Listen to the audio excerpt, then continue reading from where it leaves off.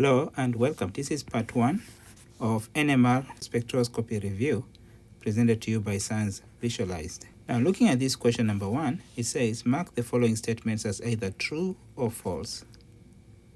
Question A. The presence of electronegative elements like oxygen, nitrogen or halogens, where halogens is fluorine, bromine, iodine or chlorine, will result in the shielding of protons.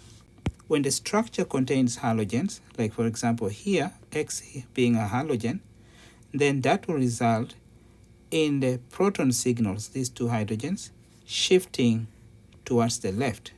So we say it moves more downfield. So this area is called downfield, and on the right is upfield. So on the downfield, we also say that's more deshielded, while on the right, upfield, will be more shielded.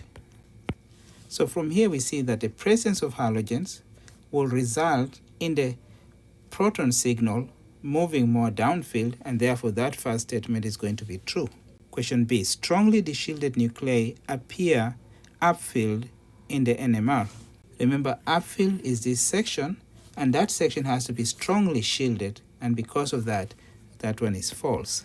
Question C. The presence of electronegative elements like oxygen, nitrogen, or halogens will result in increased shielding of protons. So again, that's saying having electronegative elements like oxygen or halogen will result in increased shielding. So that means the signal moves more towards the right, so towards 0. But that's false, so that's wrong, and therefore that's false. Because we see that when you have oxygen or halogen, the signal moves downfield, so it becomes more deshielded. The last part, strongly shielded nuclei appear downfield in an NMR spectra. Strongly shielded, so strongly shielded appear downfield. That's wrong. That's actually opposite. And therefore that's going to be false. Now the next question, why does it take longer to run carbon-13 NMR as opposed to proton NMR? You have to know that proton NMR is hydrogen with a mass of 1, that's NMR active, and with that you have over 99% abundance of hydrogen with a mass of 1, so that isotope of hydrogen. The other isotopes of hydrogen are deuterium and tritium. On the other hand, carbon-12, that's the most abundant, that's about 98%. Carbon-13, the one that's NMR active, is only about 1.1%.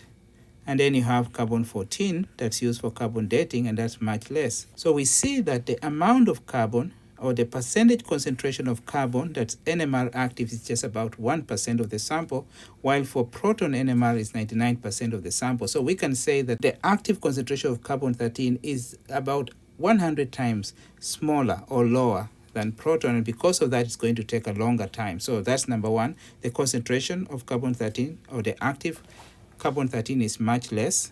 Number two, the sensitivity of carbon-13 is much lower than proton, and because of that, carbon-13 will require more number of scans, and some of them will be able to run it for 20 minutes depending on the concentration, 1 hour, 1 day, or even a whole week, 1 week, if the concentration is very low. And usually with compounds that have higher molecular weight, you end up getting lower concentration for the same amount of mass. Thank you. Please subscribe.